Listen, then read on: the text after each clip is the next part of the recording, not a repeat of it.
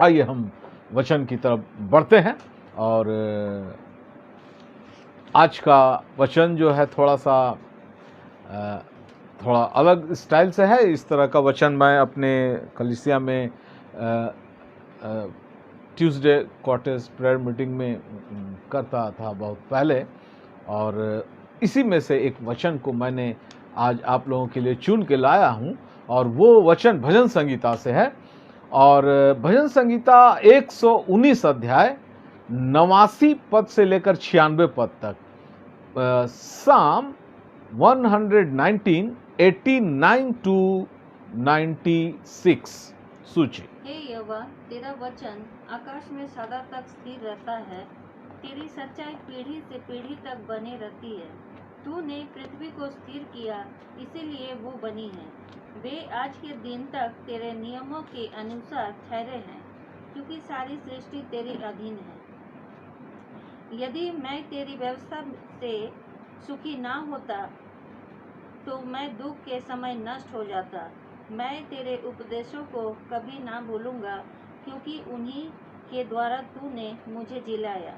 मैं तेरे ही हूँ, तू मेरा उद्धार कर, क्योंकि मैं तेरे उपदेशों की शुद्धि रखता हूँ। दुष्ट मेरा नाश करने के लिए मेरी घात में लगे हैं, परंतु मैं तेरी चेतावनियों पर ध्यान करता हूँ। जितनी बातें पूरी जान पड़ती है, उन सबों को तो मैंने अधूरी पाया है, परंतु तेरी आज्ञा का विस्तार बड़ा है। धन्यवाद हो परमेश्वर के इस सुंदर और छोटे वचन के लिए। और आइए हम लोग इस वचन के अध्ययन से पहले एक छोटी सी दुआ कर लेते हैं। हालेलुया, धन्यवाद, स्तुति, बड़ाई, प्रशंसा, महिमा आपका करते हैं। धन्यवाद परमेश्वर पिता, आपका ये सुंदर, प्रबल, मीठा और अद्भुत वचन के लिए। और आपके नबी दाऊद के द्वारा लिखा गया ये सुंदर सा भजन, उन्होंने अपनी बहुत सारी बातें भजन संगीता में लिखी जो उनके दिल के करीब था। दिल से आपसे बातें की परमेश्वर पिता, आपने बहुत सारी बातें उनको सिखलाया, जो उन बातों को उन्होंने लिखा, और आज हमारे आंखों के सामने वो वचन है। और इनको पढ़कर हम ये सीख सकते हैं, ये समझ सकते हैं कि आप कौन हैं और क्या है और कैसे हैं, और कैसे चाहते हैं आपके इंसान आपके साथ रहे, और इंसानों का व्यवहार आपके साथ कैसा हो, इसका एक पुख्ता इंस्ट्रक्शन आपने अपने वचनों में दे रखा है परमेश्वर पिता। इसे पढ़कर हम समझने पाए। आज ऐसी हमें बुद्धि, ज्ञान और समझ देना पिता, पवित्र आत्मा का दान और वरदानों से भर देना पिता, ताकि इस वचन को समझकर परमेश्वर पिता हम अपनी ज़िंदगी को उस तरीके से जीने पाए, आपके साथ हमारा संबंध वो सुनहरा होने पाए। सारे लोगों को परमेश्वर पिता अपनी असीम आशीषों से भरना इस वचन के द्वारा। सारी बातों के लिए आपको आदर, महिमा, प्रशंसा देते हुए प्रार्थना प्रभु यीशु मसीह के नाम से मांगते हैं। सुन और दया से स्वर्ग राज्य में ग्रहण कर, आमीन। आइए आज के वचन की तरफ हम जाते हैं। और आज का वचन का जो विषय है, सूची 89 के ऊपर में जो हेडलाइन है उसको आप पढ़ दीजिए और वहीं पर रहिए। अभी परमेश्वर की व्यवस्था में विश्वास। परमेश्वर की व्यवस्था में विश्वास। परमेश्वर की व्यवस्था यानी परमेश्वर का वचन, परमेश्वर का इंस्ट्रक्शन, परमेश्वर की आज्ञाएं जो हम मनुष्य जाति के लिए है, उसमें हमारा विश्वास कितना मजबूत है, कितना प्रबल है, कितना मजबूत है, ये बात आज हम सीखेंगे। और ये सीखेंगे कि हम किस तरीके से उस विश्वास में बने रह सकते हैं। और आज का जो पहला पॉइंट है इस आज की आराधना में, वो पहला पॉइंट है वचन। और मैं अपनी हर एक आराधनाओं में वचन पर बहुत जोर दिया करता हूं। अब देखिएगा, मेरा फोकस वचन पर ज़्यादा होता है, और मैं बराबर कहता हूं कि एक मसीही जीवन को अच्छे तरीके से जीने के लिए, एक कलीसियाई जीवन अच्छे तरीके से जीने के लिए 4-5-6 चीज़ों का बहुत आवश्यकताएं हैं और इसके अलावा भी बहुत सारी बातें हैं, लेकिन कुछ बातें जो वो बहुत इम्पोर्टेंट होता है। एक है वचन, दूसरा है प्रार्थना, तीसरा है स्तुति, आराधना, गीत गाना, चौथा है संगति करना।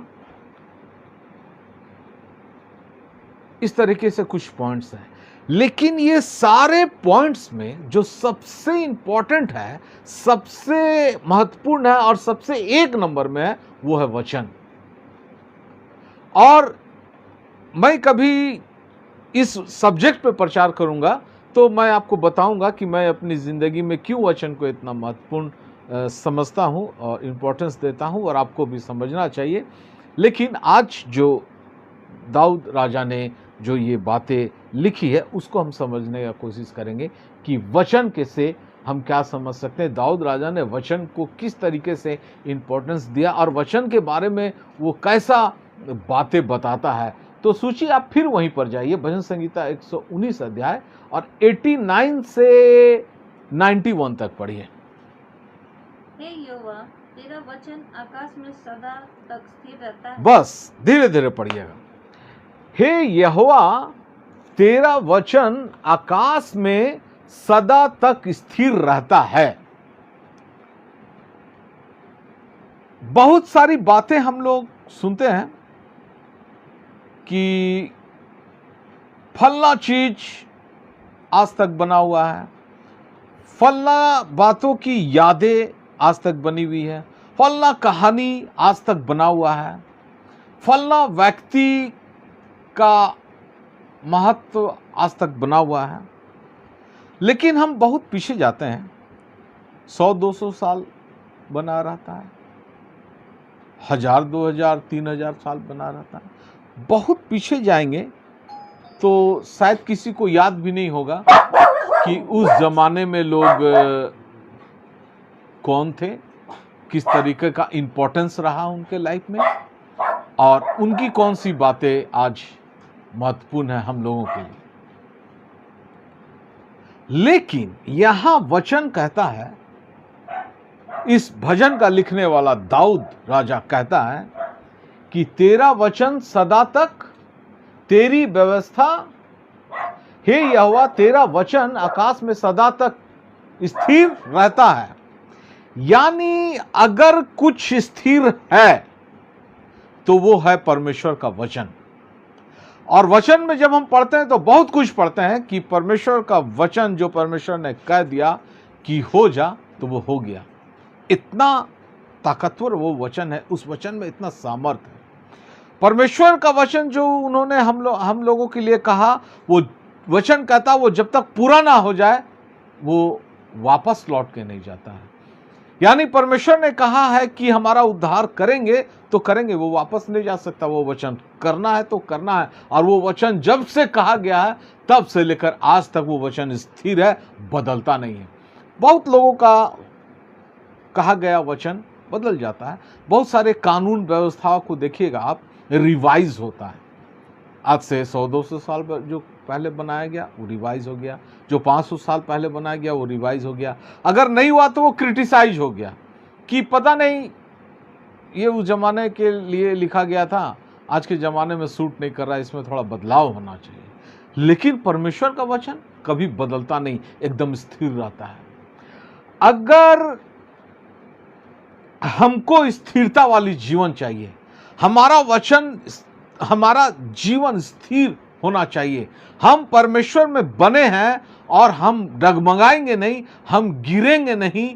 हम अगर परीक्षाओं में पड़ेंगे, अगर बीमारियों में पड़ेंगे तो उठकर फिर संभल जाएंगे, यानी हमारा जीवन स्थिर है। अगर हमको स्थिरता में रहना है, अगर हमें स्थिरता वाली जीवन चाहिए, तो वो परमेश्वर का वचन हमारे अंदर वास करना चाहिए, हमारे अंदर रहना चाहिए। अगर हम वचन याद नहीं रख पाते हैं, वचन को भूल जाते हैं, हम वचन को अमल में नहीं ला पाते हैं, तो हमारा जीवन एक अस्थिर जीवन हो जाएगा, यानी उसमें स्थिरता बिल्कुल भी नहीं रहेगा। यानी परमेश्वर का वचन स्थिरता लाता है। कैसे, इसको भी हम लोग आगे समझेंगे। सूची पढ़िए आगे। तेरी सच्चाई पीढ़ी से पीढ़ी तक बने रहती है। बस, तेरी सच्चाई पीढ़ी से पीढ़ी तक बनी रहती है। अब सच्चाई अगर परमेश्वर का वचन है तो वो स्थिर रहेगा।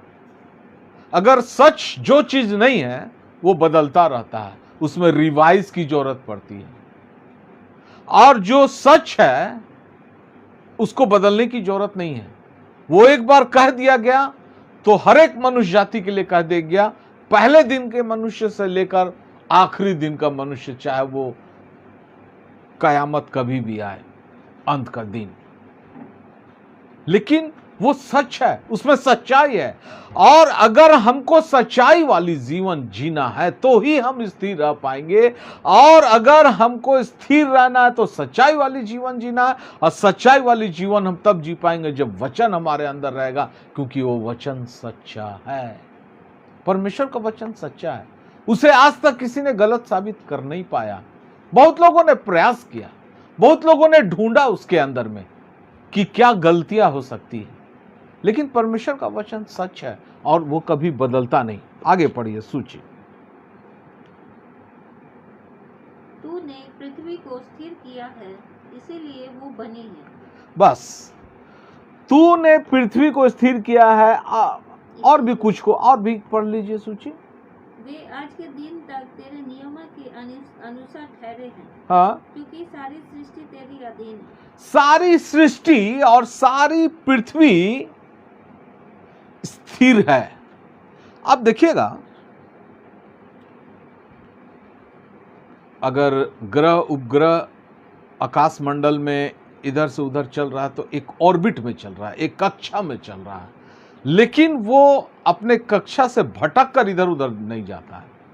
बहुत असंख्य तारे हैं और वो कभी इंसानों को नुकसान नहीं पहुंचाता है, क्योंकि पूरे ब्रह्मांड में, पूरे अंतरिक्ष में एक ग्रह ऐसा है पृथ्वी जिसमें इंसान रहते हैं और वो आके हमसे टकराता नहीं है, नष्ट नहीं कर देता है। आकाश में बहुत तरीके का विस्फोट होता रहता है, टकराते रहता है, लेकिन पूरा आकाश मंडल, पूरी सारी सृष्टि और पृथ्वी को तूने स्थिर किया है अपने वचन के द्वारा, इसीलिए वो बनी हुई है। आप देखिएगा, पृथ्वी का और इस अंतरिक्ष का एक समय नियुक्त किया गया जब ये मिटाया जाएगा, खत्म कर दिया जाएगा, लेकिन तब तक परमेश्वर ने अपने वचन के द्वारा उसको स्थिर कर दिया। तो हमको, अगर परमेश्वर ने हमारे लिए जितना दिन नियुक्त किया है, जितना हमारा उम्र नियुक्त किया है, चाहे वो 40 साल हमारा उम्र नियुक्त किया है, 50 साल, 60, 70, 80, 90, 100, चाहे 110, जितने साल भी परमेश्वर ने हमें इस पृथ्वी पर रहने के लिए दिया है, हम उस पे स्थिर तब रह सकते हैं जब हम परमेश्वर का वचन में बने हुए हैं।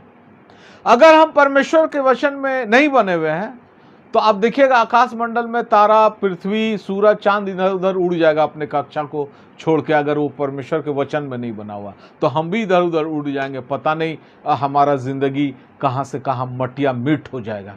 लेकिन आज अगर हम एक स्वस्थ जीवन, एक अच्छा जीवन जी रहे हैं तो इसीलिए जी रहे हैं कि हमने परमेश्वर के वचन को सुना है, समझा है, ग्रहण किया है, उसके अनुसार से अपने जीवन को जीने के लिए प्रयास किया है और जीते हैं। तो पृथ्वी और आकाश मंडल इसीलिए आज तक बनी हुई है क्योंकि वो परमेश्वर के वचन के द्वारा स्थिर किया गया है, और हम भी इसीलिए बने रहेंगे क्योंकि हम परमेश्वर के वचन के द्वारा स्थिर किए गए हैं। हमारा स्थिरता इसलिए नहीं है कि हमारा कुछ इंटेलिजेंस है, हम बहुत बुद्धिमान है, बहुत ताकतवर है, बहुत मेरा वंश स्ट्रांग रहा है, मेरे पास बहुत जमीन जायदाद है, धन संपत्ति है, इसीलिए हम स्थिर नहीं किए गए हैं। धन संपत्ति बहुत क्षण भंगुर है, कब उड़ जाएगा नहीं पता। लेकिन अगर हमारे जीवन में स्थिरता को बनाए रखना, कायम रखना, बने रहना, काफी लंबे समय तक बने रहना है तो वचन को थामे रखना, वचन के अनुसार से जीवन जीना है। वही वचन हमको बनाए रखेगा जितने दिन परमेश्वर ने हमें नियुक्त किया इस धरती पर रहने के लिए। आगे सोचिए, एक यदि मिनट। क्योंकि सारी सृष्टि तेरे अधीन है। अधीन है। यहां एक पॉइंट है, अधीनता। वचन के द्वारा परमेश्वर ने स्थिर कर दिया और वो अपने परमेश्वर के नियम के अनुसार वो चल रहे हैं। उनको कब कहाँ जाना, कैसे रहना, कैसे पृथ्वी पे दिन रात होना, कब बारिश होना, कब धूप गिरना, कब जाड़ा का मौसम आना, कब गर्मी का मौसम आना, अंतरिक्ष में कौन कौन ग्रह उपग्रह कहाँ जाना, कैसे जाना है, ये सब कुछ परमेश्वर ने अपने वचन के द्वारा कहा हो गया और स्थिरता में है वो। लेकिन अगर वो बना हुआ है तो इस वजह से बना हुआ है कि वो परमेश्वर की अधीनता में है, यानी परमेश्वर की अधीनता को सृष्टि स्वीकार करता है, परमेश्वर के अधीन रहता, उनके अंडर कंट्रोल में रहता है। हम बोल सकते हैं कि हम वचन को जानते हैं ब्रदर अंकल, हम वचन को सुनते समझते हैं, वचन में स्थिर रहते हैं, वचन के अनुसार से चलते हैं। कभी कभी फेल करते हैं। फेल कब करते हैं पता है? जब हम परमेश्वर की अधीनता को स्वीकार नहीं करते हैं। हमारे जीवन में कभी कभी उथल फुथल आ जाता है। देखिए, दुख तकलीफ आना आम बात है, किसी के जीवन में भी आ सकता है, चाहे वो मसीही हो चाहे ना हो।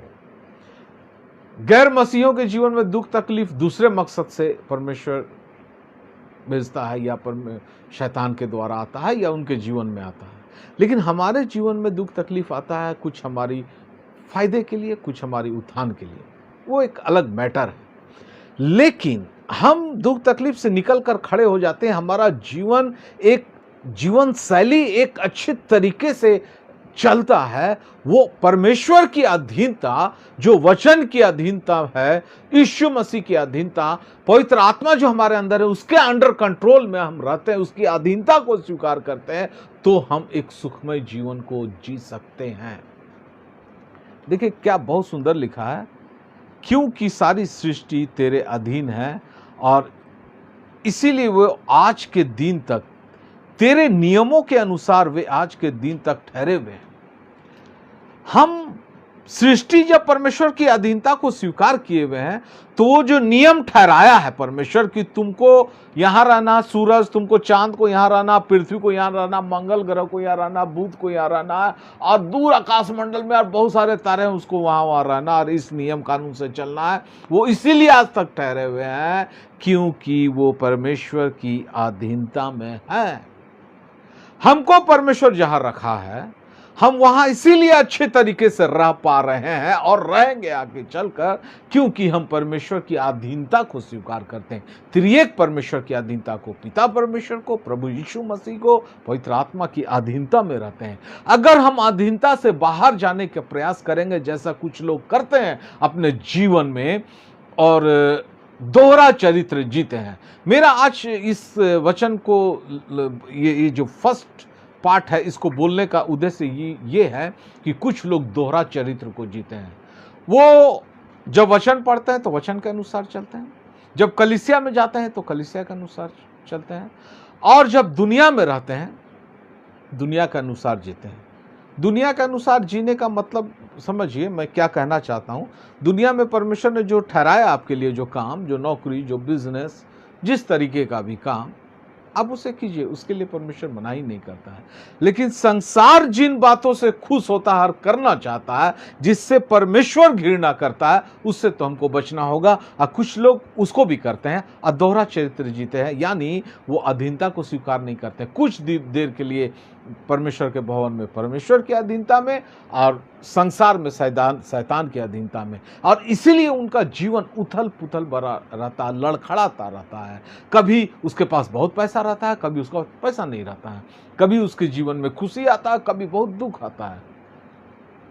देखिए ये चीज चलता रहता है, लेकिन ये हमें शिक्षा देने के लिए आया है, ये जानना का जरूरत है, या हमें नाश करने के लिए आया है, ये बहुत इंपॉर्टेंट है। इसीलिए यहां पर हम दो तीन चीज को समझते हैं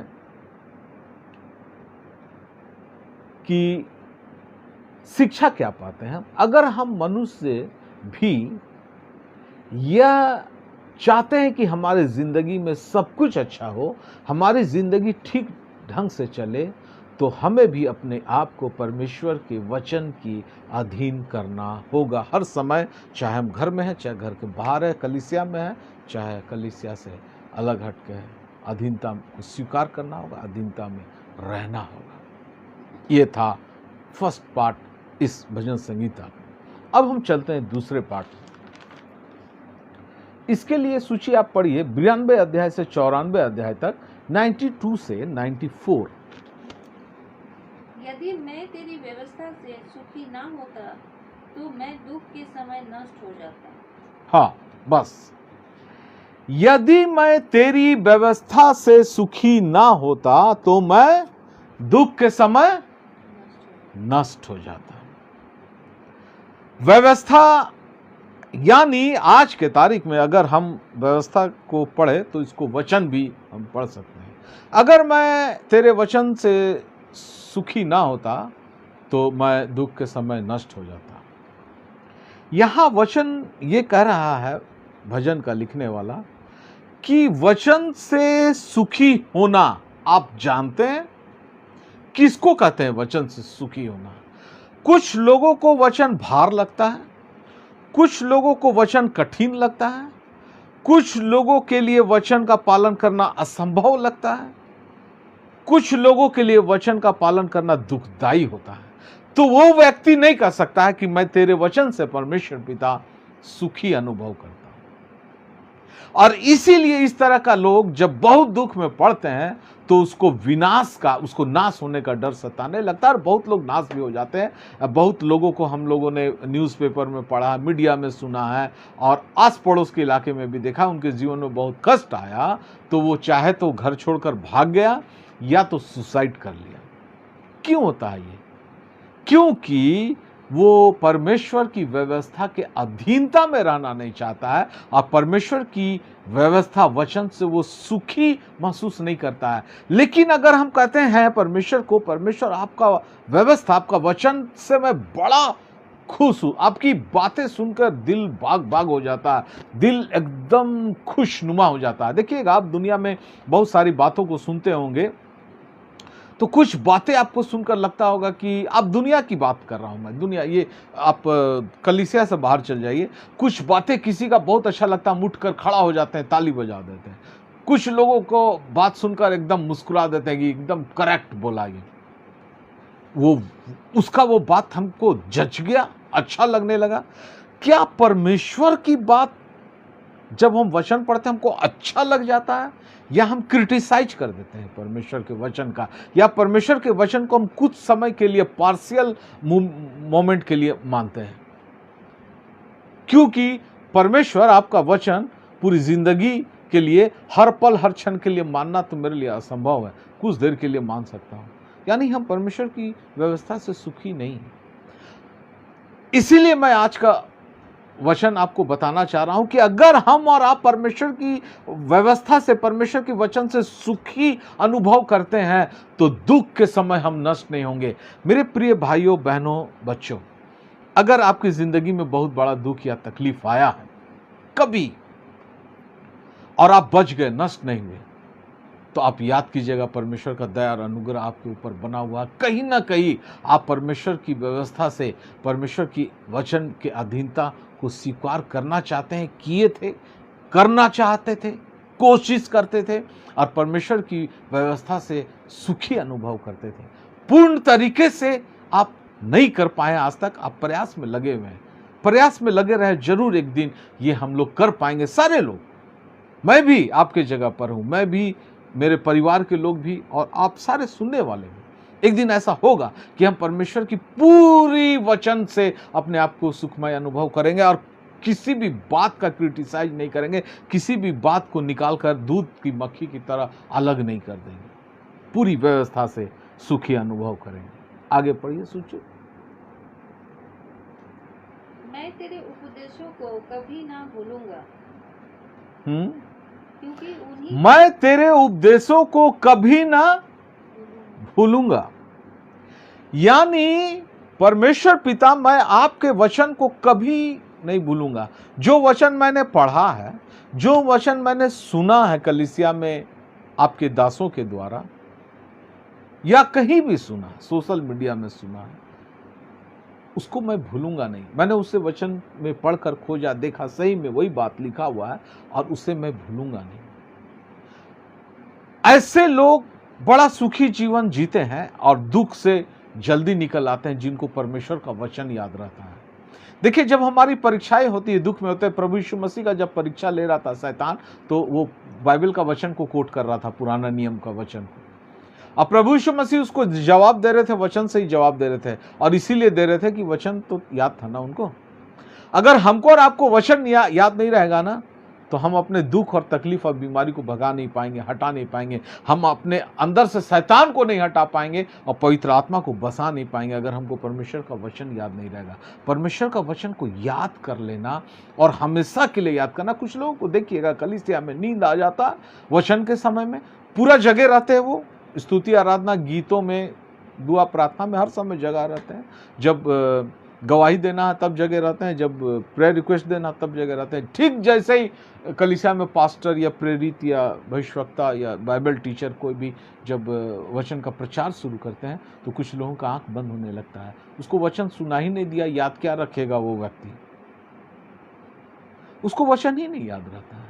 और ऐसे लोग कष्ट में जब गिरेंगे ना, तो फिर उठने का नहीं। बचकर है मेरे प्रिय भाइयों बहनों, वचन को तो याद रखे। क्या पढ़े सूची हम लोग? वचन, मैं तेरे उपदेशों को कभी ना भूलूंगा। आगे पढ़िए। क्योंकि उन्हीं के द्वारा तूने मुझे जिलाया, उसी के द्वारा तूने मुझे जिलाया। मेरा वचन याद रखना ही तूने मुझे जिलाया है। यीशु मसीह की परीक्षाएं आई, अय्यूब का परीक्षा हुआ, हमारे जीवन में भी बहुत बार ऐसी परीक्षाएं आए, दुख और तकलीफ आई, इतना भयंकर कष्ट आया कि मौत को अपने आंख के सामने देखा। मैं आपको बताता हूं, मेरे जीवन में एक बार ऐसा कष्ट आया जब मुझे लगा कि मेरा जिंदगी समाप्त हो जाएगा।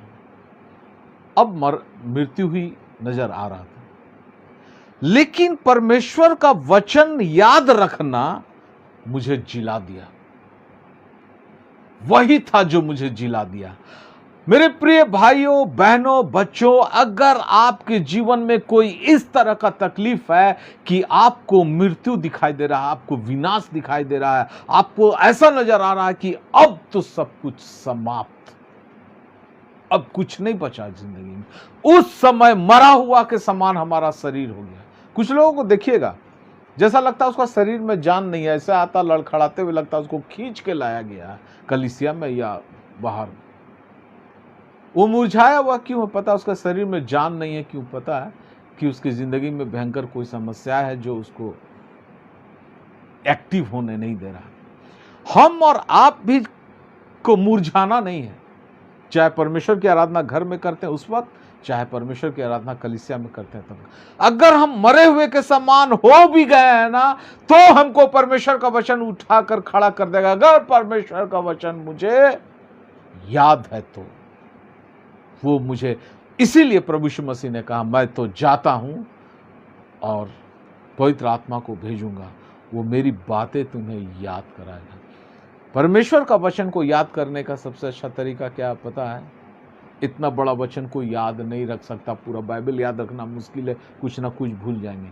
पवित्र आत्मा अगर हमारे अंदर है ना, वो हमको सब कुछ याद कराएगा। मैं एक चीज आपको बताता हूं, मैं बाइबल कॉलेज तो नहीं गया, मैं पास्टर हूं नहीं, मुझे प्रचार करने आता नहीं, मैं बाइबल स्टडी देता हूं। कैसे देता हूं पता है? जो पवित्र आत्मा मुझे सिखलाता है वही आपको मैं सिखलाता हूं। मेरा टीचर कोई इंसान नहीं है, मेरा टीचर पवित्र आत्मा है। वो मुझे सिखलाया और तब मैं आपको सिखला रहा हूं और बहुत सारे लोगों को सिखला रहा हूं। पवित्र आत्मा है जो हमें सिखलाता है और हमको उपदेश को याद रखना होगा। मनुष्य होने के नाते, मनुष्य जाति होने के नाते तो हमको याद करना होगा। बहुत सारी चीज़ स्कूल की किताबों में हम लोग याद करते हैं, 1 क्लास से लेकर 12 तक, मैट्रिक तक, ग्रेजुएशन तक, MA PhD और क्या क्या करते हैं, याद तो रखते हैं। परमेश्वर का वचन को भी याद करना होगा, परमेश्वर का वचन को कभी भूलना नहीं। आगे पढ़िए सूची। मैं तेरा ही हूँ, तू मेरा उद्धार कर। मैं तेरा ही हूं, तू मेरा उद्धार कर। वो व्यक्ति जो परमेश्वर का है, परमेश्वर उसका उद्धार करेगा। पक्का बात है, दाऊद राजा ने इस पद को लिखा तो ये पक्की बात है। और उद्धार हमारे लिए बहुत जरूरी है। हम उद्धार पाएंगे तो ही स्वर्ग के राज में जाएंगे। और हर एक मसीही का जीवन का अंतिम ख्वाहिश जो है वो स्वर्ग जाना है, अनंत जीवन जाना है, और वहाँ तो वही जाएगा जो उद्धार पाया है। और उद्धार वो पाएगा जो परमेश्वर का है। यानी परमेश्वर का हमारे साथ, परमेश्वर के साथ हमारा एक संबंध है, एक रिश्ता है। हम परमेश्वर की संतान हैं, वो हमारा पिता है, हम उसकी संतान हैं। एक मनुष्य जाति का आइडेंटिटी क्या होता है पता है? बहुत तरह का आइडेंटिटी हो सकता है। मैं अपने समाज में दोस्तों को भी बोलता हूँ, वो लोग पता नहीं इस बात को समझ नहीं पाते हैं। हमारा नाम क्या, हमारा टाइटल क्या है, हमारा धर्म क्या है, हमारा कास्ट क्या है, हमारा स्टेट कौन सा है, हम किस क्षेत्र में, हमारा मदर टंग क्या है, बहुत सारी बातें, हमारा नेशनलिटी क्या है, बहुत सारी बातें मिलकर हमारा आइडेंटिटी बनता है। जैसे मेरी जब शादी होके आती है पत्नी, तो मेरी पत्नी क्या बोलेगी कि मैं अपने पति का हूँ। बच्चे घर में पैदा होते हैं, वो बच्चे माता पिता के हैं। पति भी अपना पति का है, पत्नी का है। हम सारे लोग एक दूसरे के पूरक हैं। हमारा पहचान उनके साथ है। मेरा पति का पहचान मेरे साथ है, मेरा पहचान मेरे पत्नी के साथ है, हम माता पिता का पहचान बच्चों के साथ है, हमारे रिश्तेदार हमारे पहचान है।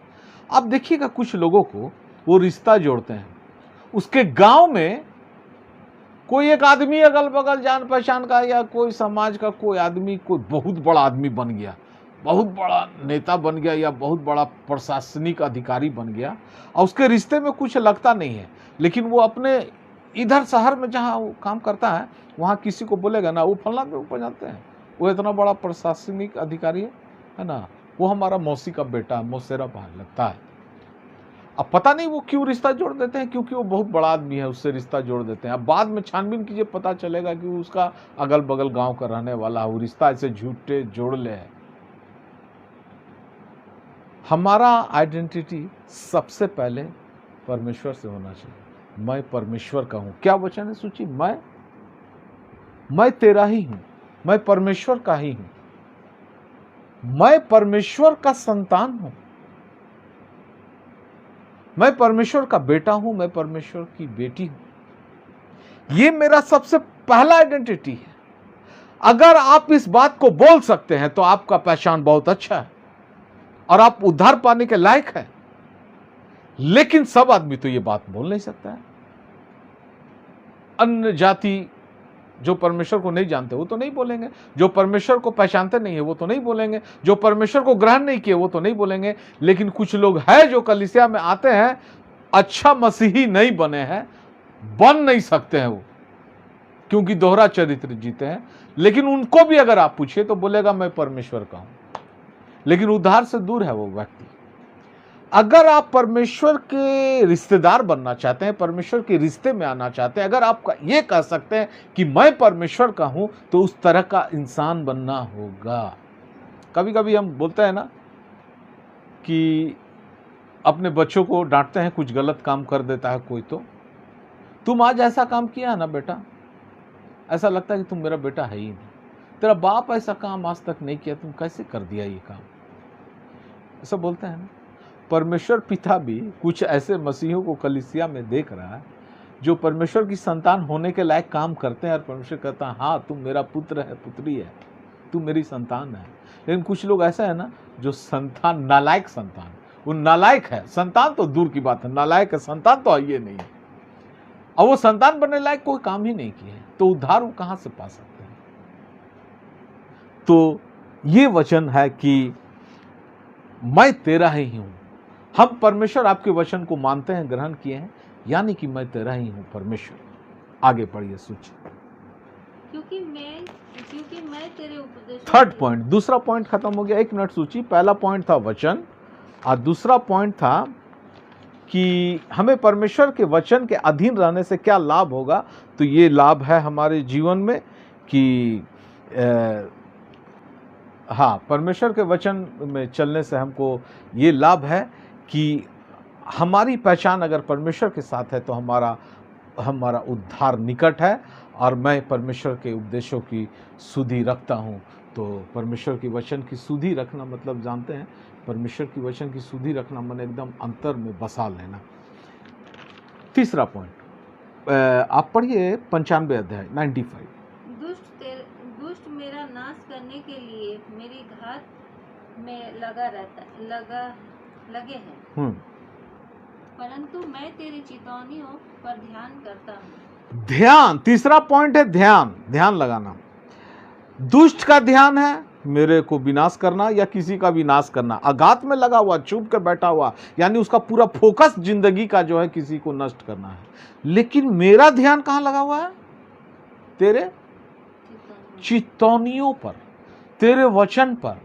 तेरे चितौनी का मतलब समझ रहे हैं? क्या करेंगे तो आशीष पाएंगे और क्या करेंगे गलतियां तो श्राप पा सकते हैं। ये दोनों बातों को ध्यान में रखना, इस पे मेरा ध्यान है।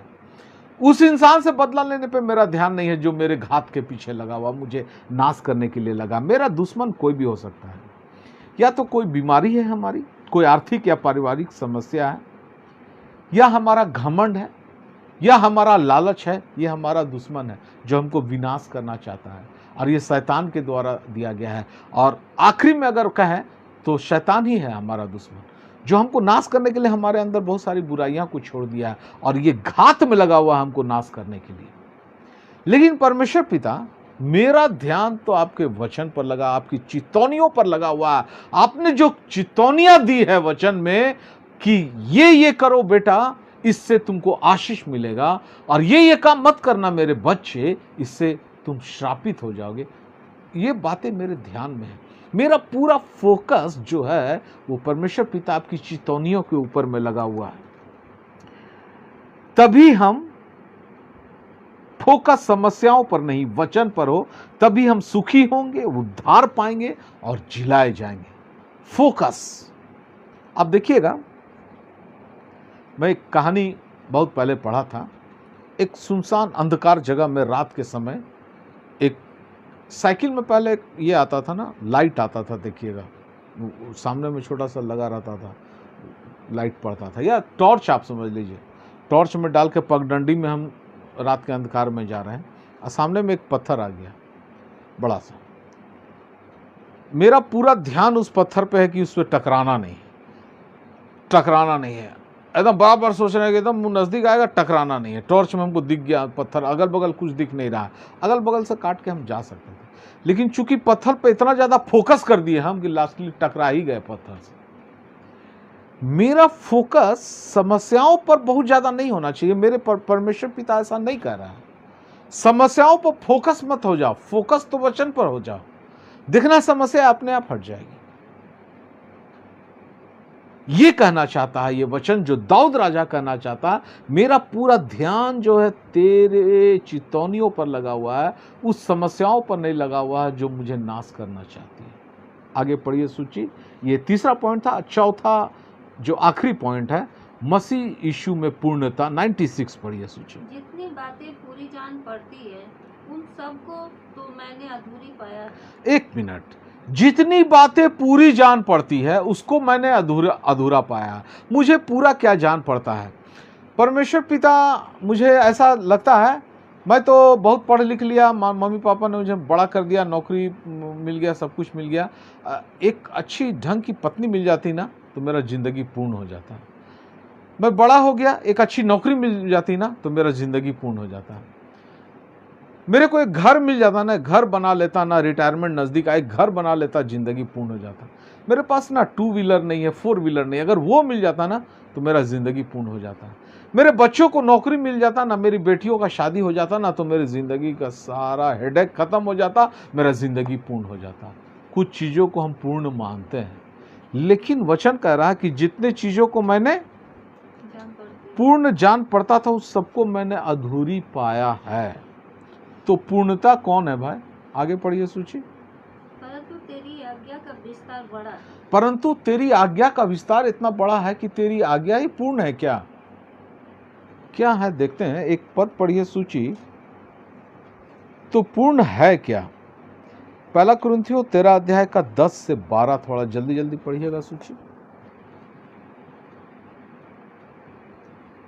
परंतु परंतु जब सर्व सिद्ध आएगा तो अधूरा मिट जाएगा। जब सर्व सिद्ध आएगा, सर्व सिद्ध कौन है पता है? पूरे दुनिया में, पूरे विश्व में परमेश्वर को छोड़कर कोई सिद्ध हो नहीं सकता, परफेक्ट। और इंसान जितना जन्म लिया इस धरती पे आया उसमें प्रभु यीशु मसीह, और वो जब आएंगे, वो जब उनका दूसरा आगमन होगा, हमें लेने आएंगे, वो आएंगे तो अधूरा मिट जाएगा। और आगे जब पढ़िए। मैं बालक था तो मैं बालकों के समान बोलता था, बालकों का मन था, बालकों की सी समझ थी। परंतु जब सियाना हो गया तो बालकों सियाना हो गया तो बालकों की बातें छोड़ दी। आगे पढ़िए।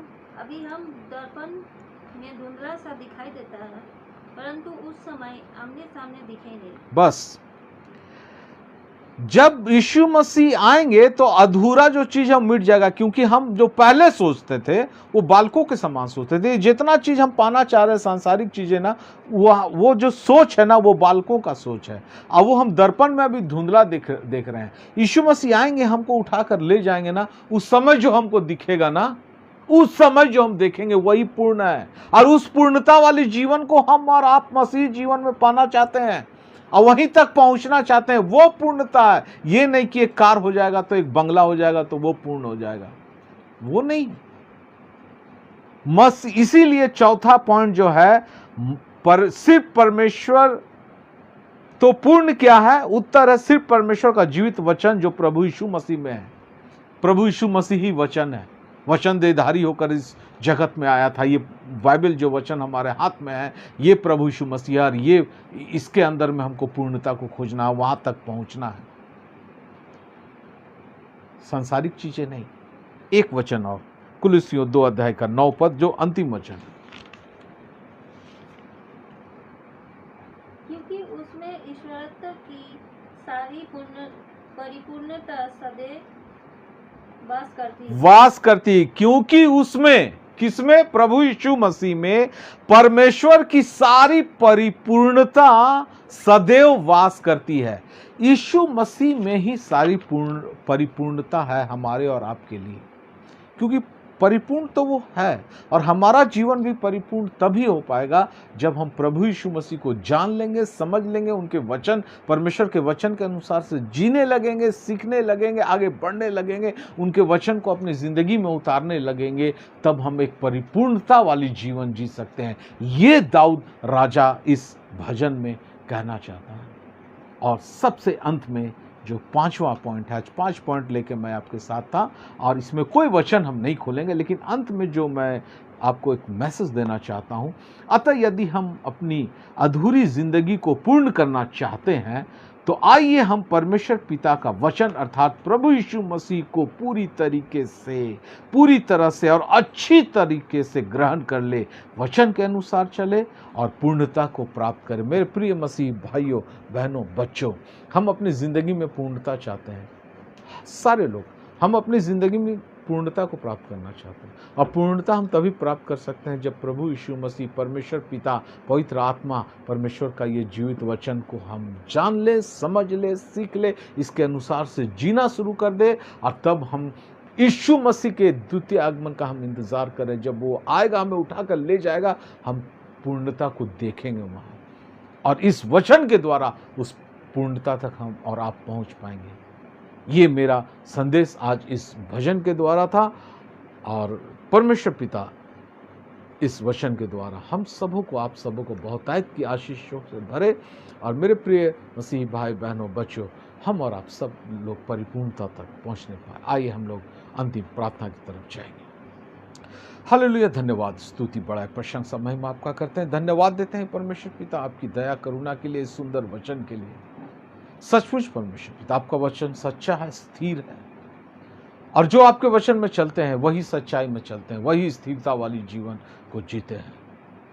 और जब हम आपकी संतान बनते हैं तो हम उद्धार को प्राप्त करते हैं, और प्रभु यीशु मसीह पे रहकर हम एक परिपूर्णता वाली जीवन को जी पाते हैं। हर लोगों को, मुझे, मेरे पूरे परिवार के लोगों को, पूरे ऑर्गेनाइजिंग कमेटी को, हर सुनने वाले लोगों को, जो आज सुन रहे हैं, वो जो बाद में सोशल मीडिया में सुनेंगे, उन सारे लोगों को परिपूर्णता तक पहुंचने के लिए मदद, अगुवाई करना, पवित्र आत्मा उनके अंदर में वास करना और उन्हें सिखलाना वचन को, ताकि वो परिपूर्णता तक पहुंचने सके और उस उद्धार को प्राप्त करके हम अनंत जीवन के वारिस होने पाए। सारी बातों के लिए आपको आदर, महिमा, प्रशंसा देते हुए प्रार्थना प्रभु यीशु मसीह के नाम से मांगते हैं, सुन और दया से स्वर्गराज में ग्रहण कर। आमीन, आमीन। बहुत बहुत धन्यवाद, आप लोग आज जुड़े। परमेश्वर पिता आप सबों को, हम सबों को बहुत आयत की आशीषों से भरे। प्रेज